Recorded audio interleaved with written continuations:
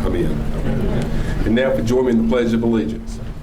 I pledge allegiance to the flag of the United States of America and to the republic for which it stands, one nation, under God, indivisible, with liberty and justice for all.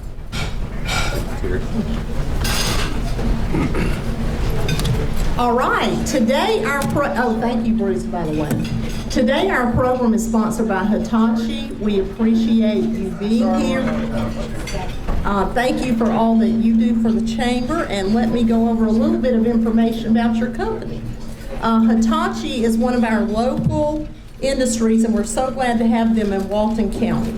Hitachi's mission is to consistently exceed the expectations of their stakeholders, to maintain sustainable business performance as a leading global automotive system supplier, to contribute to society by developing and manufacturing products that preserve the environment, enhance safety, and provide comfort, and to continuously improve customer satisfaction through superior efficiency, innovative technology, high product quality, and positive morale. We appreciate so much that you have agreed to sponsor us today. Please stand. We have some Hitachi representatives at the front table. Give them a hand. Thank you so much. All right, the program today is the post-legislative update, and we are so honored that we have Senator Bill Kelser here today, along with Representative Bruce Williamson. We had planned on Senator Jones and Representative Kirby being here, but they were unable to make it. They had some conflicts. So I'm sure Senator Kelser and Representative Williamson will give us some great updates. As you know, Bruce and Bill both serve on the board of directors at the Walton County Chamber, and they are there. They are available for us. They come to meetings as often as they can. If we need anything, all we have to do is make a phone call, and they'll help us in any way that they possibly can. They are champions at our state capitol. Bill Kelser is the Senate Majority Leader. This gives him a lot of power, I guess you could say. He's very influential. We're so thankful to have him in Walton County. And then Bruce is the Secretary and Treasurer of the House, which that's quite a prestigious job as well. So we're so grateful for both of you men. We're so thankful that you are here to join us today. We're going to swap the agenda around a little bit, and we are going to let Bruce go first. So Bruce, if you will come on up and give us an update, we appreciate that. Let's welcome Bruce. Thank you, Ms. Terry.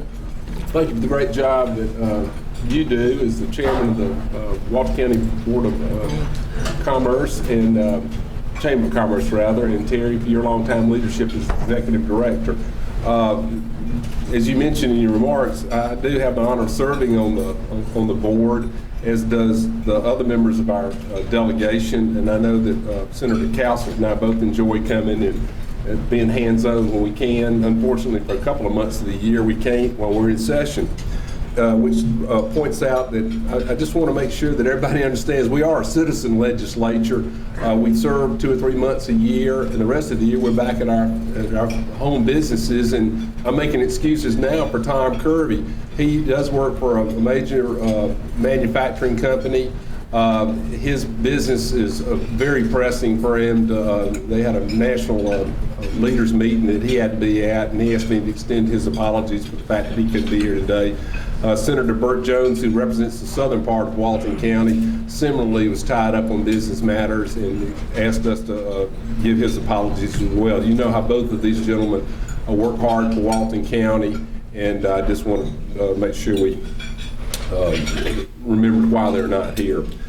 Well, again, I am Bruce Williamson. Most of you grown up with. This is my home county. I've been in business here for years and years, and continue to try to make a dollar when we can when we're not in session.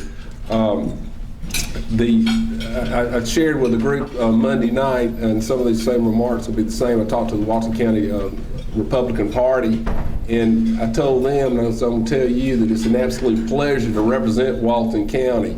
And the reason is that we embrace traditional values in Walton County. You know, for the most part, we're all hardworking, God-fearing people. We simply want the government to help us where it's supposed to and basically stay out of our lives the rest of the time. That's why in the last presidential preference primary last month, over 85% of the ballots picked up are Republican ballots. So y'all make it easy for me to take our values and go to the Georgia State Capitol and represent, you know, our county. And I know that some of you live in neighboring counties, but you come from a similar value system as we do out here. So that being said, I'm honored to be able to go and be the state representative at the Capitol. I started reading your notes there, Terry. I didn't know. You're talking all about how wonderful you are. So you read a lot about what goes on at the Capitol. You get it from our friends in the press. Going into this year's General Assembly, you heard a lot of headline news about gambling bills, both casino gambling and horse racing bills. You heard about a lot of talk about medical marijuana bills and things like that. But at the end of the day, there were over 10,000 bills presented over the last biennium, the 2-year session that the General Assembly meets. Thankfully, you didn't have to hear about 10,000 bills, but I thought I'd talk about a couple today that might be of interest to you. The ones I wanted to mention were, there's two that in particular that I think that are important to families of Walton County. How many of you know, you don't even have to show of hands, but who doesn't know somebody in your immediate family, your circle of friends, your church groups, your school groups that doesn't have a family member with a disability? And I'm talking about people with severe disabilities, multiple sclerosis or wheelchair bound or Down syndromes, that people that physically can't take care of themselves. All of us have friends or family members that are impacted by just terrible situations in life. And one bill I was very honored to be able to help pass this year is called the ABLE Act. It's House Bill 768, and that bill is designed, modeled after the 529 college savings plans. Many of you parents and grandparents are probably have set up savings plans for your children or grandchildren to be able to attend college, and basically it's a tax-deferred account that the state nor the feds charge any income taxes on the earnings or money pulled out of these accounts for college savings.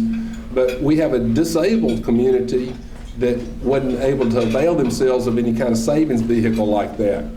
I did not know until I got involved in this legislation that Medicaid rules say that somebody in the disabled community cannot have assets over $2,000 and continue to receive Medicaid benefits.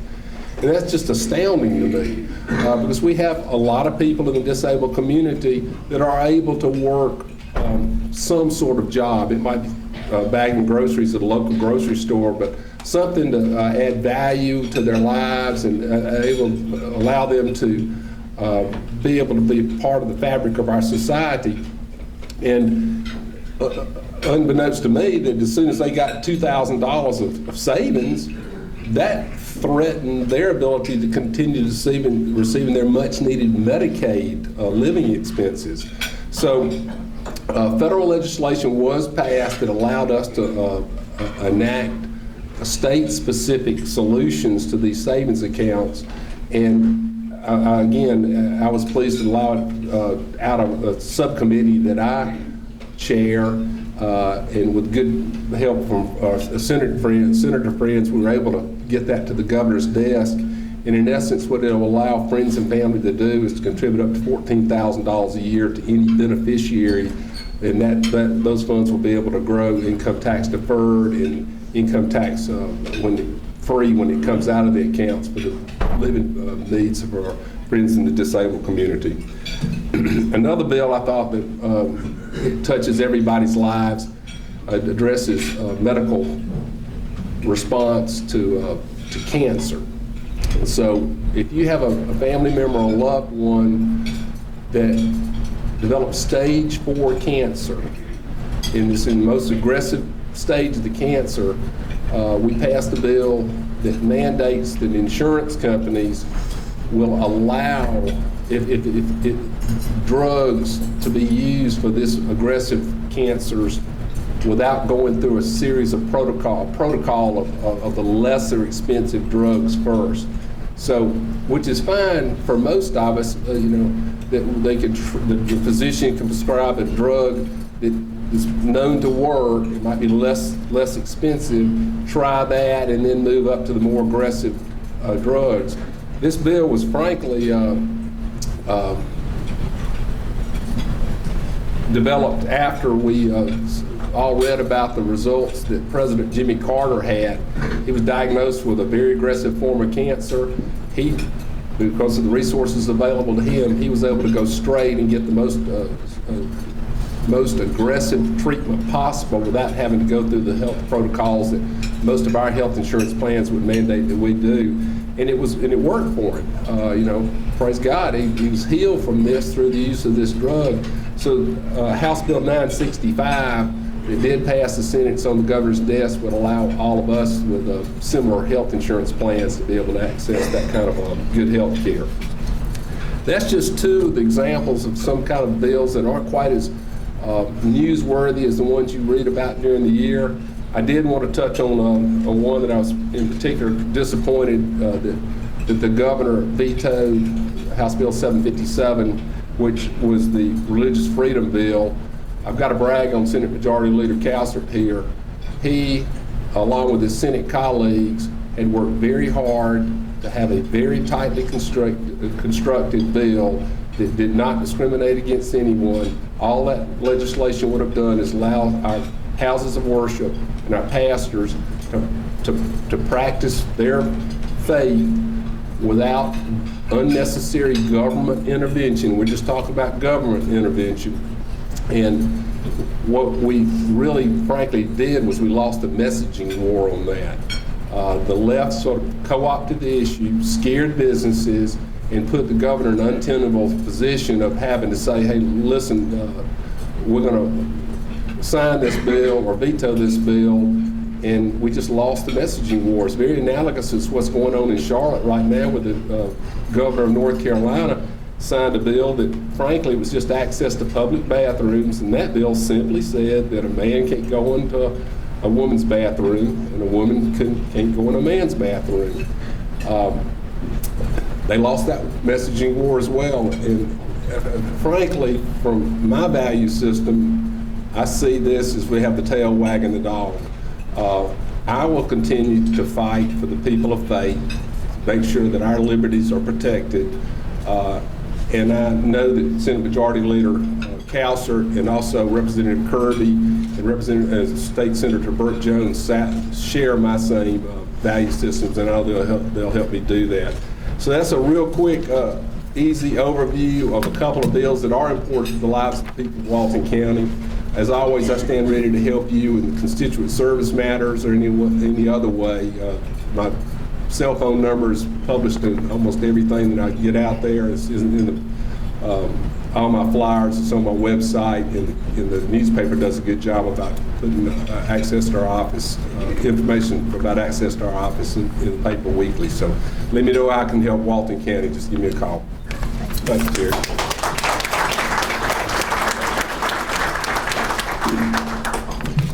Thank you, Bruce. Great to be back here with you in Walton County and sort of let the dust settle after the session and tell you what we did over there in Atlanta for the last 40 days. I hope that a lot of you got my newsletter. I have a post-legislative newsletter that went out, should be hitting your mailboxes this week, that will summarize some of the bills that I felt like were significant that we passed this year. I've got an extra stack of them up here on the front if you'd like to pick one up on the way out if you don't have one.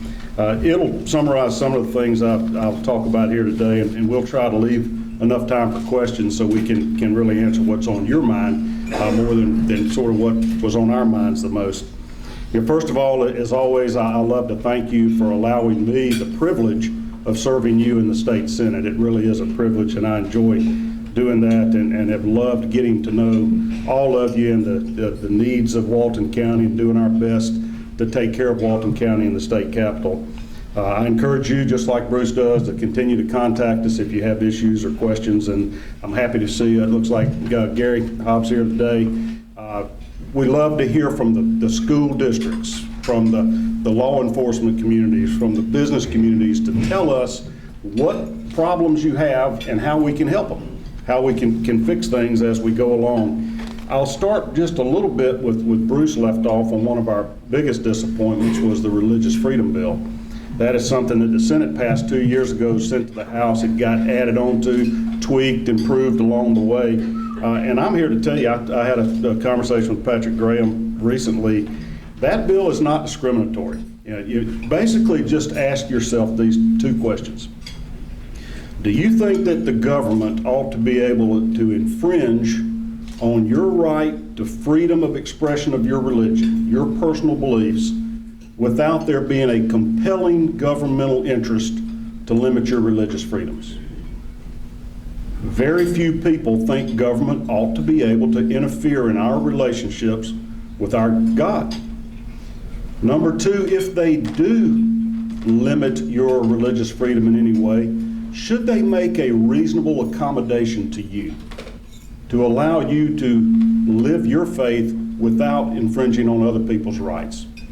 If you agree with both of those questions, then you support the religious freedom bill, because that's all it did, was put Georgians on the same constitutional status as all citizens of the United States are against federal action, and the vast majority of the states are against state actions.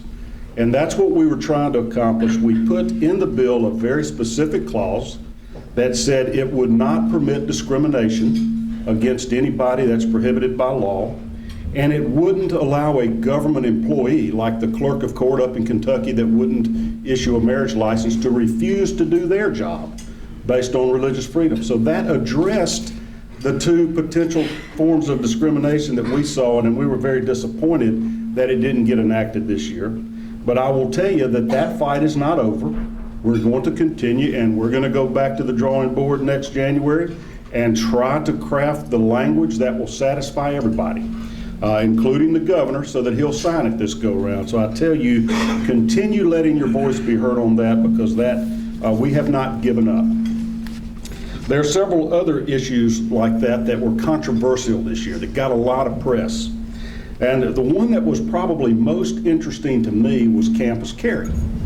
You see, we are obligated to protect your constitutional rights. Now, I just spoke of religious freedom. That's in the First Amendment to the Constitution. It's also in the Georgia Constitution. So as your senator, I'm there to protect your right. The same thing goes with the Second Amendment that protects your right to keep and bear arms. And we had an extremely controversial bill over whether or not you should be allowed to exercise that constitutional right on a college campus. Or do you give up that right once you walk onto that campus property? Well, we track every single email, phone call, message that we receive in the Capitol.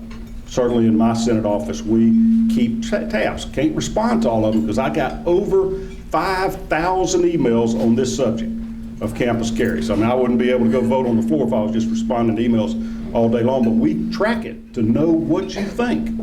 Because I've always said, you know, when I'm sitting in that Senate District 46 seat, the literal chair on the Senate floor, that's your seat. And you're letting me sit there to represent you and your values and your interests. And I'm going to protect your constitutional rights. So we kept a tally, and it was unbelievable. Out of these 5,000, 422 responses came from the 46th district. 211 were in favor of allowing campus carry, and 211 were against. You couldn't have drawn this up. But I will tell you this, I also kept them by county. In Walton County, it's about 4-1 that was in favor of that bill. Now, remember, I live in Athens, and we got a little bit more liberal population up there, and it was probably the opposite there, but I figure most of them aren't going to be voting Republican anyway. So we, one way or another, we passed the bill. And one of the final things, you know, my own wife was like, Bill, are you sure these college kids ought to be having guns on campus? And I said, Amy, you got to be 21. You have to have a concealed weapons permit, which means you've been fingerprinted, you've cleared a criminal background check, you do not have a history of mental illness, you know. And then you have to decide to take it, and you're not just swaggering around with it on your belt, intimidating or scaring folks. It's concealed. And most of the people carrying them are female. What got this bill started was Atlanta. Georgia Tech and Georgia State are apparently very dangerous environments to go to school. And their students are consistently getting robbed, attacked, mugged as they're going to and from class. Current law allows you to keep a weapon in your car, even on a college campus. And this was just to allow you to carry it when you get out of your car before you leave the properties. There was 2 different armed robberies inside Georgia State University's library during this legislative session. And as we begin hearing this back, if the schools are not able to protect their students, then the Constitution gives you a right to protect yourself. And we passed the bill to do that. We're waiting on the governor's decision on that. One very interesting comment, we have a lot of violence against students in downtown Athens, Georgia. I had an intern that was working for me during the session, a female, and I asked her, I said, are you learning anything, Brooke? What do you think about this campus carry? She said, well, I have a permit.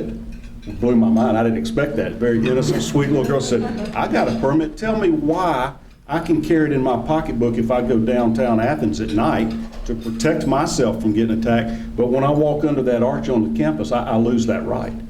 And that sold me right there if I hadn't already had my mind made up to vote for that bill. But we will see how that goes. You have a very conservative state government, and we are responsible financially. We always have a balanced budget, and this year we did the same thing once again. In the Senate side, we last year, and the House went along with us, passed a cap on our state income tax at 6%. That's the current max, where it can never go up unless you change our Constitution, which takes a 2/3 vote. So we are looking ahead to make certain that we don't raise the tax burden on working, productive people. This year we passed a bill to reduce it by 10% over 2 years, to knock it down to 5.4, which would put us lower than most of the southeastern states, with the exception of Florida and Tennessee, which don't even have income tax. That bill didn't get out of the House in time, but it's a long-term project. We will come back and continue that fight as well next year. What you will see us doing is everything we can. We ought to be in a great environment here with the Chamber of Commerce. We are trying to improve our economy, to provide jobs for our citizens that are willing to work so they can provide for their families and be productive citizens. And Governor Deal, whatever criticisms you might have of him, that is his #1 priority, is to make Georgia the #1 state in the country to do business. And we have had that ranking for the last 2 years, and it's paying off. You know, Baxter International, that we haven't seen the impact that's going to have yet when you start seeing the spin-off businesses and the industry and the high-paying jobs there. Caterpillar up in Clark and Oconee County is going to have all kind of jobs and peripheral industries that give good, high-paying jobs. Hitachi, you know, you had your expansion this year as the direct result of the policies that Governor Deal and our legislature has put into place. So we are going to continue focusing on those type of things, improving our economy, keeping our tax rates low. We're the 48th lowest in the country per capita taxes, and reining in the size of government. We're also very, very, very pro-life. I had the honor several years ago of serving on the conference committee where we passed what was known as the fetal pain bill. We have the most advanced bill in the country for protecting the unborn, that after a fetus can feel pain, which is roughly 20 weeks, we're not going to permit abortions. That bill passed, and Bruce and I have a real interesting story on it. The author of the bill was a fellow named Doug McKillop that was in the State House of Representatives. Well, Doug had been a Democrat for a number of years and changed parties. And partly was because of a Bible study we're members of, that it's a legislative prayer fellowship. Doug was not a Christian, but he came to our legislative prayer fellowship at the invitation of some other members, his seatmate, they call it, the fellow that sat next to him. And interestingly, Doug is a member of my church, First Presbyterian in Athens, but he will admit, looking back, that he was one of those creasters. You know, he came on Christmas and Easter and really wasn't involved in it. Well, one morning it was my time to lead the, I guess we call it a Bible study, the devotional, and I spoke on the prodigal son. Love that story. At the particular time, I was having a couple of problems with two of my sons who were, you know, I was just worried about them, and I was worried about their faith. And during the session or whatever, apparently I became pretty emotional about that. And, you know, I'm usually mean and tough or whatever, and I don't do that, but it impacted Doug. He's like, man, if this means that much to Bill and Bruce and these others, that their faith in God is so strong that they can share it with us, he said, I want to get to know this Lord better.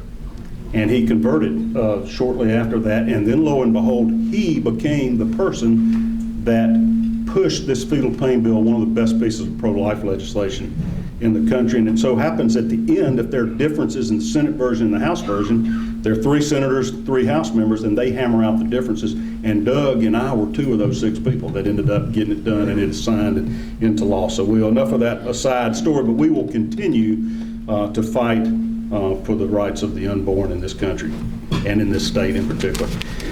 I will take questions. There's a few other things. There's one other piece of legislation I want to talk to you, but before I do it, I'm looking out here and I see my law partner, Craig Avery, is present today. Craig, stand up so they'll know actually who does the work while I'm gone. I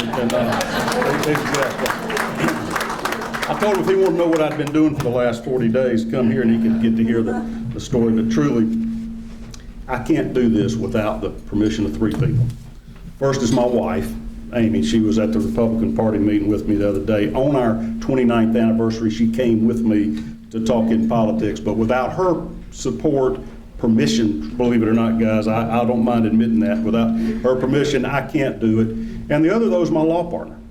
Without Craig being able to run with the show while I'm away, because we work on an hourly, you know, and it hurts us impact without him being willing to make that sacrifice and allow me to pursue this passion. I couldn't do it. So I'm always very grateful to you, Craig. I'm glad to be able to publicly thank you. But the other is you, without the voters. Unless you want me there in that 46 seat for you, you know, I won't be there. So I ask for you to continue to support me so that I can represent you. And my last, I know I'm not supposed to politic, probably, I do have signs out front. We have a campaign in May. Feel free to take them, put them in your yard, and get my literature.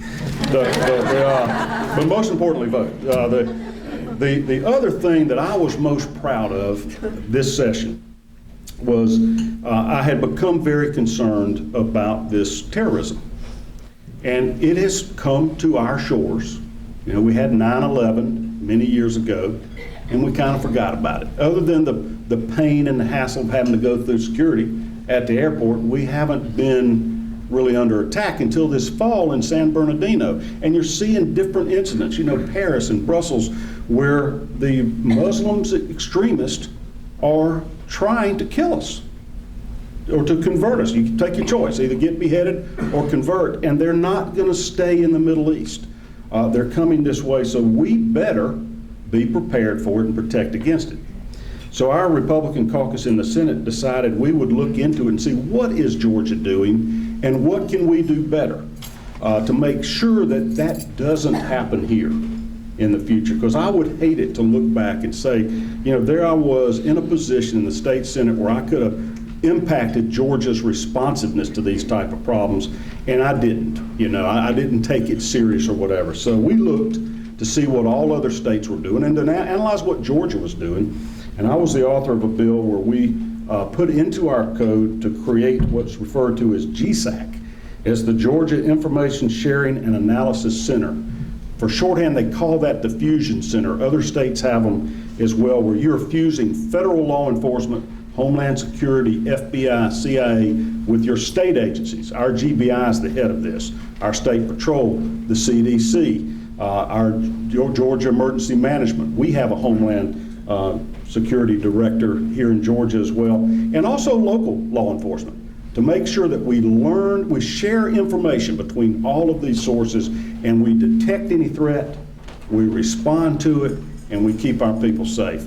And we also added funding in the budget to have more analysts to be able to serve in that collaborative effort to keep us safe. And I hope that we never have an attack. But if there are any that are attempted, that we nip it in the bud and stop it, and we can look back and be grateful that we were proactive at the time. Lots of other things we talked about. Bruce and I are willing to take questions on any thing that you might have. I'm sure all of you have read things in the paper. We, like you said, what, 10,000 total bills? I mean, it was, you know, that's, thank God we don't pass that many. Most of the good work we do is stop dumb ideas. Gary, we did answer your concerns on student testing.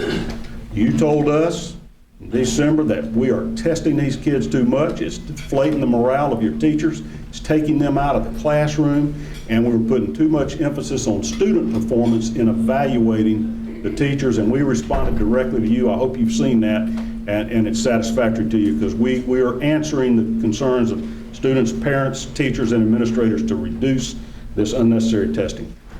Senator Council, I got, at the local level, chairman of the county commission, I have to have a balanced budget. You at the state have to have a balanced budget. I know your effort on the national effort. Please, let these folks know a little bit about what you've been working on the national level. Well, Bruce and I both have been involved several years ago. I recognize one of the biggest problems facing our country is this out-of-control debt. And at the state level, we don't run up debt. We live within our means, but the federal government, the budget deficit is now, I can't remember if it's 17 trillion or 19 trillion, but it's enormous amount per American citizen. And I think the federal government ought to operate the same way the state government does, to live with a balanced budget. The last time that was done, John Kasich was the chairman of the House Budget Committee, and I think Clinton was actually president, so it showed we could do it in a bipartisan manner. That's the last time we had a balanced budget, was 17 years ago. So Bruce and I have been involved in what's referred to as the Balanced Budget Amendment Task Force, and we've been to several national meetings to push to get, we need 34 states. If 2/3 of the states apply to Congress to request a convention of the states to come up with this amendment on that one subject matter, a balanced budget amendment, then Congress has to accede to that and has to get out of your way and let you do it, because they are not going to control themselves. They've proven they won't do it. They don't have the political will to do it. So we're now up to 28 states, and we passed it in Georgia 2 years ago, that we have applied for a balanced budget amendment, and we're knocking on the door in Oklahoma. We'll be number 29, and we're thinking West Virginia will be number 30. We'll just have 4 to go. And then that committee, that convention of the states, will propose the amendment, and it will still have to be approved by 3/4 of the states. But we think that's going to happen within the next few years, and it'll be the most important thing that I've probably done in public service to protect the future for my children and grandchildren. Thank you for asking about that, though, Kevin, because that's something that's a passion of mine. You stand up to you. You need to ask the hard questions. Good job. Y'all got any tough ones? Come on up. Okay, well, thank you so much. We appreciate you having us here, and if you have other questions or you read about other bills you want to know, feel free to contact me or Bruce or any of our delegation. We work together hand in glove, and it's just a really nice relationship that I have with Bruce and Vicki and our other members of the delegation and the local government. Kevin and Gary, they got my cell number, and you know, you get a response back, and you let us know when things are going on, and we'll respond for you. Thank you so much.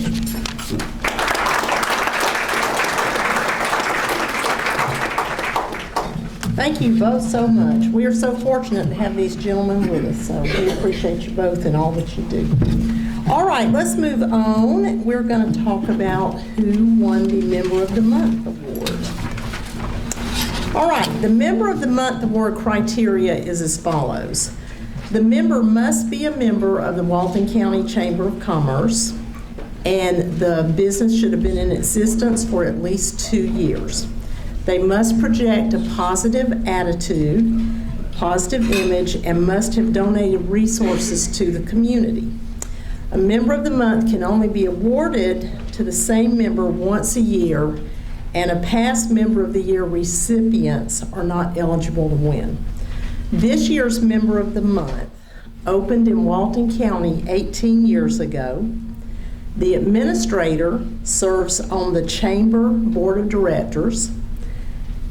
Several employees at this organization serve on the Education Committee and have been very involved with the Walton Proud Committee.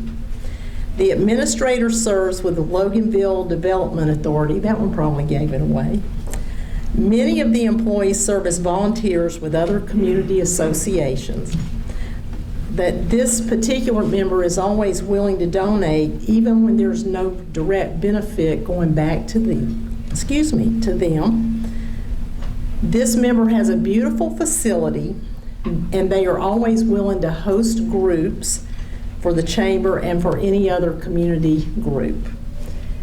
This member recognizes the impact that a strong school can have on our community and continues to put forth an effort to be a positive impact in our community through its involvement.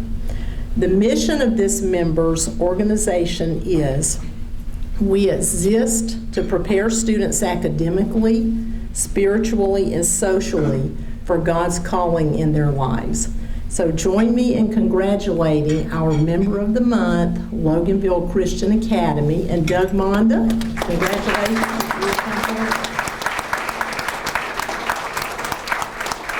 And if you have children or grandchildren, friends, relatives, anybody that attends the LCA, please stand.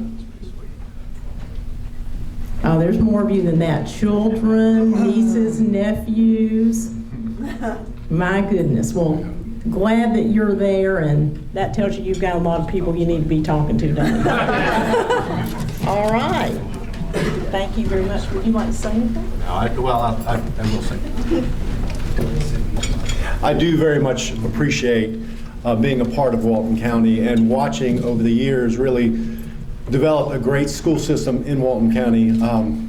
I've had the honor of working with our public school system because I really do hold the belief that says what attracts families to Walton County is a great school system, whether that's public or private. We need to be the best at what we do here. And so it's an honor for me to serve, and I love watching what God is doing on our campus. As a matter of fact, we just engaged an architect recently for the next phase of our campus, which is going to be an elementary school building that have a full-blown theater in it.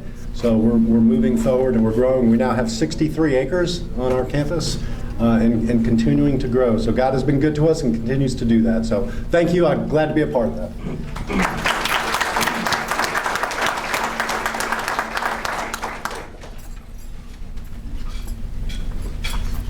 Congratulations to Doug and all the folks at LCA. Okay, so we have some new members here today, so we're going to ask them to stand and give us their name and company name. My name is Christy Slaughter McDevitt. Maybe some of you know me as the Slaughter side of me. I am representing the Grove Country Day School.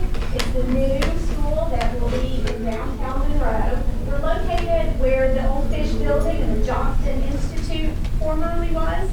And right now we're under renovation, so my office is located just up into town on 506, which is the Felker Law Building. So if you need me, I'll have my business card here. I would love to communicate with you about what we're doing. Dr. Rita Dickinson is our founder, and many of you know her. So we're just creating an approach to learning that's very innovative, and we're going to be working and partnering with the community of Monroe. So all of our children, you'll probably see them opening in the fall of 2016. So we're very excited, and I would love to answer any questions that you might have. Thank you for having me.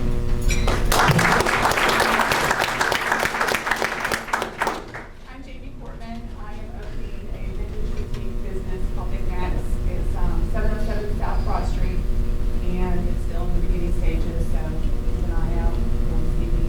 And I'm very excited about working with the Walton County Chamber of Commerce and growing my business. Thank you. Well, welcome to both of y'all, and Jamie will be participating with the Antique Spring event that we have coming up this weekend, so make sure you stop by and see her progress being made over there. So, okay, so inside the program, you have a little flyer, so make sure that everybody saw that. On Monday, April the 18th, we have our political candidate forum. Thank you to the Walton Tribune for being our media sponsor on that event. And so you'll get to hear from our three local and state, our local sheriff's race and state races who have opposition. So you see that information there, and we hope that you will come out on Monday and hear what all the candidates have to say. The moderator is from out of the county, so does not have a vote in Walton County. We just feel like that's the best. So, upcoming events. On the back of your program, you have some other upcoming events. On Thursday, April the 28th, we have Business After Hours. That's sponsored by our 2 chamber referral groups. So we would encourage you to come and hear more about those groups and enjoy some fellowship and networking with them. And then Wednesday, May the 4th, we have Coffee and Connections at Rustic and Refined in Social Circle. They will also be open this weekend for the Antiques Spring event. And then Tuesday, May 10th will be our Perfect 10, spend 10 on the 10th in Social Circle. So meet at the City Council Chambers / Police Department, so not at City Hall, but there across from the Welcome Center. And then we'll be back out here on May 11th for State of the Cities. You'll hear from the mayors of the cities. I've already mentioned a little bit about our spring event, but it's this weekend. It's Friday, Saturday, and Sunday, and it's taking you to our local antique stores. At every store, they'll have something going on. They'll either have sales, food trucks, live music. Some will have tents set up outside. It's going to be a lot of fun, a great way for you to support and find some great bargains as well. I see the Monroe DDA folks back there, and we appreciate their involvement in the event. Also, the first few shoppers, 75 or so shoppers at each location, will get a nice bag with the Antiques Capital of Georgia logo on there. So look for those when you're at the different locations. And then our tickets are available now for the Walton Derby event, which is May the 7th. Very fun event that you'll want to attend. It's lots of fun. One more thing, on your tables you also see a communication survey. If you have already taken the survey online, you do not need to fill this one out, okay? But several of you have not taken it online. So if you have not taken it online and you want to fill this out before you leave today, it's pretty much just check the boxes and put your name at the bottom and leave it up here up front. That would be great, and then we'll take it back and enter your information. What we're trying to do is figure out how to reach the 50 to 70% of the people who don't open our emails. So how can we reach you? So you probably all open them because you're here, and that's how you know about the luncheon. But if you'll just take a few minutes and complete this, any ideas you have, we would love to hear those. Our ambassadors will also be working on trying to collect additional surveys from people that we don't necessarily see at a lot of our meetings and events. So. Congratulations again to LCA. Thank you to Hitachi for sponsoring today and for all your support of the Chamber and the community. And thank you so much to Bruce and Bill for being here today and for always being there for Walton County. Their contact information is in the inside of your program, so if you want to take that with you, you'll have that information. And I think it was Bruce that taught our leadership class one time, if you put in your email Walton County in the subject line, then they'll make sure they open it. So so there's a little hint for you. So if you email them, just make sure you put Walton County in the subject line, and they'll make sure to at least open it. You may not get an immediate reply, but they'll at least acknowledge that they got the email. So, but thank you all for being here, and we're adjourned.